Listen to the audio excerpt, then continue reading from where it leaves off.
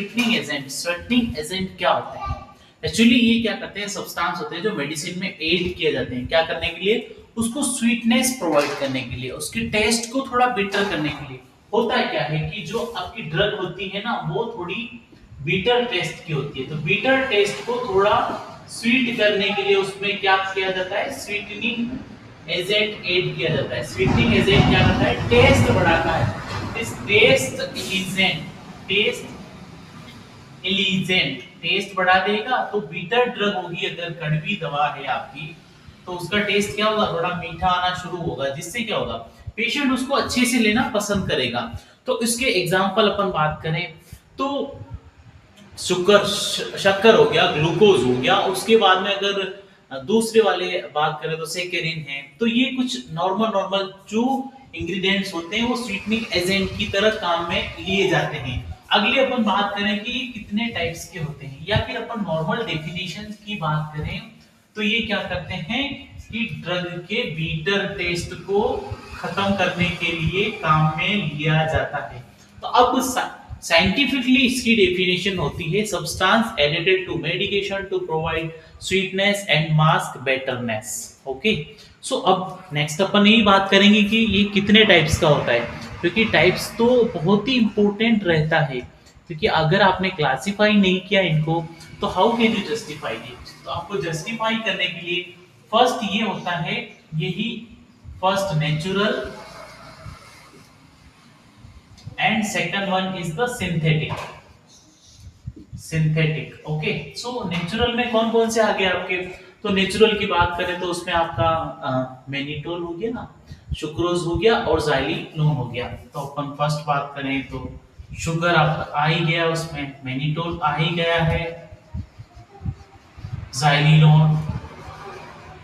और सिंथेटिक की बात करें तो सिंथेटिक में अपन किस किस को इंक्लूड करोगे, तो सिंथेटिक में आपका सेकेरिन हो गया,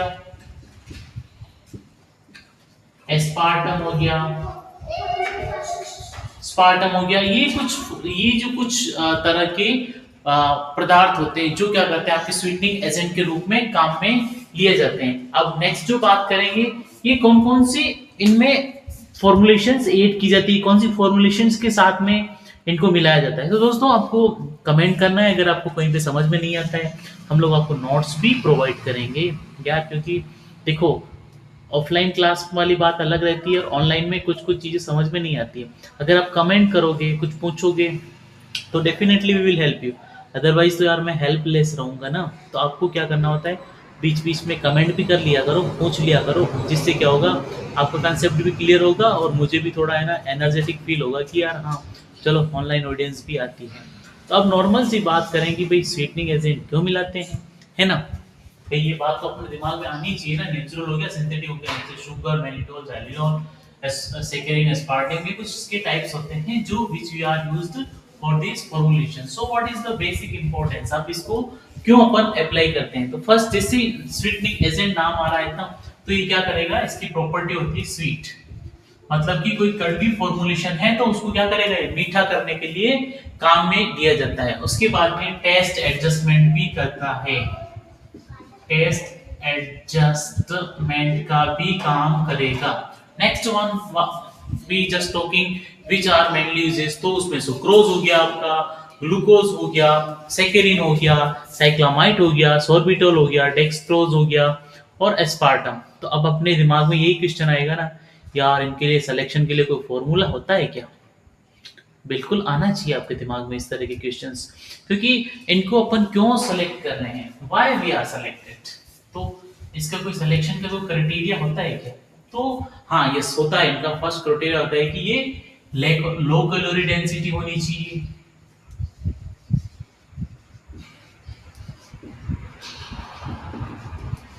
लो कैलोरी डेंसिटी होनी चाहिए। उसके बाद में क्या है कि ये नॉन कार्सिनोजेनिक, अगर पेशेंट को अगर इसने कैंसर दे दिया तो फिर मतलब क्या निकलेगा, CINOGENIC,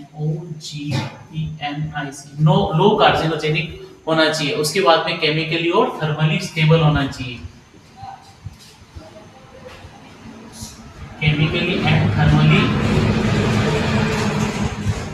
स्टेबल रहना चाहिए। ये क्या है कि अगर ये डिग्रेडेड हो जाएगा ना तो आपकी फॉर्मुलेशन खराब हो जानी। और उसके बाद सबसे मेन रीजन क्या होता है, ये सस्ता भी तो होना चाहिए। अगर आपने कोई महंगा इंग्रेडिएंट ले लिया तो क्या होगा, वो आपकी ड्रग की कॉस्ट बढ़ा देगा।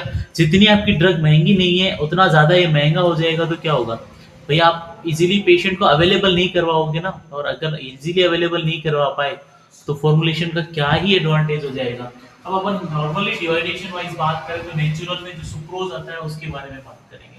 फर्स्ट जो अपना है नेचुरल, नेचुरल स्वीटनिंग एजेंट में नेचुरल, उसमें फर्स्ट है अपना सुक्रोज। तो सुक्रोज क्या होता है, सुक्रोज क्या होता है कि ये वाटर सोल्यूबल होता है, उसके बाद में वाटर सोल्यूबल होता है, 4 से 8 इसकी पीएच रहती है। उसके बाद में और क्या क्या चीजें होती है, एक क्रिस्टल कलरलेस क्रिस्टल होता है, क्रिस्टलाइन मास को ब्लो कर सकता है, और क्रिस्टलाइन पाउडर होता है। और इसके ना क्रिस्टल्स जो होते हैं ना ऑड्यूरलेस होते हैं, उनकी कोई खुशबू नहीं होती है, लेकिन स्वीट होते हैं, मीठे होते हैं। इसके जो क्रिस्टल्स बनते हैं सुक्रोज के वो मीठे होते हैं, और वो क्या करते हैं पाउडर फॉर्म में होते हैं, और ड्राई बाइंडिंग कैपेसिटी इनकी बहुत अच्छी होती है। मतलब कि ये ड्रग के साथ में बहुत अच्छे से इजीली बाइंडिंग कैपेसिटी अच्छी होगी, तो क्या होगा ये जुड़ेंगे बहुत अच्छे से। और जितनी अच्छे से ये जुड़ेंगे ना तो क्या करेंगे, बल्किंग या स्वीटनर्स का काम अच्छे से फास्टली वो करेंगे, मतलब आपकी फॉर्मुलेशन के टेस्ट को वो बढ़ा देंगे। तो ये कुछ इसके इनर्ट पैरामीटर होते हैं जो क्या करते हैं आपकी ड्रग्स की या आपकी फॉर्मुलेशंस की वर्केबिलिटी को बढ़ा देते हैं। उसके बाद में अपन नेक्स्ट जो बात करते हैं वो है सेकंड वाला मैनिटोल। मैनिटोल मीठा होता है ना, तो मैनिटोल का ये डी आइसोमर फॉर्म एक्टिव होता है। सुक्रोज हो गया आपका फर्स्ट, उसके बाद में सेकंड जो आता है मैनिटोल। मैनिटोल में क्या है, डी मैनिटोल होता है। तो डी मैनिटोल का क्या काम होता है, डी मैनिटोल का जो होता है ना इसका एक्टिव फॉर्म होता है, इसको हेक्साहाइड्रिक अल्कोहल भी कहा जाता है। हेक्साहाइड्रिक अल्कोहल जो आइसोमर फॉर्म ऑफ सॉर्बिटोल होता है, ये क्या है कि वेफी व्हाइट फॉर्म में होता है, क्रिस्टलाइन टाइप पाउडर होता है, और ये अना हाइग्रोस्कोपिक नहीं होता है, और ये 50 से 70% तक ही है ना मीठा होता है, मतलब बहुत ज्यादा मीठा भी नहीं होता है। तो क्या we can use it in the many formulations, तो बहुत ही ज्यादा फॉर्मुलेशंस में आप काम में ले सकते हैं। और कौन सी फॉर्मुलेशन में, जो चीएबल टेबलेट्स होती है, चीएबल, देखना कौन कौन सी चीएबल टेबलेट्स है। अगर आपने कहीं पढ़ा हो तो आप मुझे कमेंट बॉक्स में बताओगे कि चीएबल टेबलेट्स कौन कौन सी है, और अपन ने किस किस फॉर्मुलेशंस में इसको पढ़ा है, जो कि हमारे लिए बहुत ही ज्यादा कामफुल या यूजफुल रहा है। उसके बाद में अपन नेक्स्ट जो बात करें सी वाला, थर्ड वाला जो है जाइलिटोल।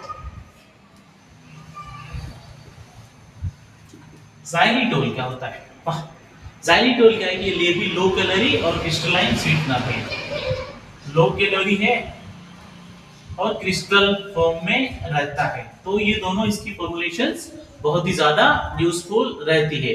ये क्या करते हैं, इसमें नेचुरल फाइबर्स होते हैं, फाइबर्स बहुत ही ज्यादा मात्रा में प्रेजेंट रहते हैं स्वीटनिंग एजेंट्स के साथ में, जो क्या करते हैं फूड और हार्डवुड ट्रीज के से ऑब्टेन होता है। इसकी पीएच 1 से 10 तक रहती है। उसके बाद में नेक्स्ट जो बात करेंगे अपन है आर्टिफिशियल। तो दोस्तों यहाँ तक कोई डाउट है तो आप मुझे कमेंट बॉक्स में डेफिनेटली आप अपने डाउट सॉर्ट आउट कर लीजिए, क्योंकि है ना ये डाउट सेशंस में अलग से भी कर सकते हैं, लेकिन क्या है कि अगर साथ के साथ हो जाते हैं ना तो इट इज वेरी यूजफुल। तो आर्टिफिशियल में क्या होता है भाई, नेचुरल तो ये हो गए, अब आर्टिफिशियल मतलब कि सिंथेटिक। सिंथेटिक वाले में क्या क्या मेन रहेंगे, तो अपना जो सिंथेटिक रहता है सेकेंड आता है, उसमें सेकेरिन का क्या रोल होता है, सेकेरिन मीठा होता है। अपन देख थोड़ा सा 1 किलो शक्कर में अगर आप 1 ड्रॉप डाल दोगे तो उसका काम कर लेगा। तो इस तरह से इसको मेजर डिफरेंशिएट कर सकते हैं। ये क्या करता है, नॉन न्यूट्रिटिव स्वीटनेस होते हैं, जो क्या करता है 300 गुना शक्कर से ज्यादा एक्टिव होता है। मतलब अगर कोई कड़वा टेस्ट है उसमें थोड़ा सा डाल दिया आपने तो वो क्या करेगा, मीठा बन जाएगा। लेकिन इसकी एक गंदी आदत है, वो क्या है, कार्सिनोजेनिक।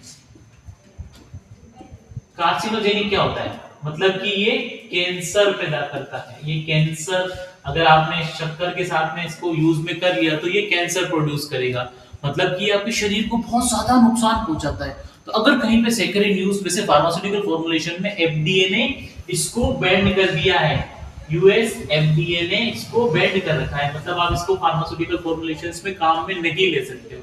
फिर भी अगर कहीं पे इस तरह का लिखा हुआ आता है ना, तो आपको वो फॉर्मुलेशंस नहीं लेनी चाहिए। तो यहाँ तक कोई डाउट है क्या बच्चों? आप बहुत ज़्यादा एक्टिव रहते हो यार क्लास में, तो ठीक है, कोई डाउट हो तो आप मुझे डेफिनेटली पूछिए। क्या है कि doubts we can sort out early very fastly. So अब नेक्स्ट जो आता है आपका एस्पार्टाम, वो क्या होता है?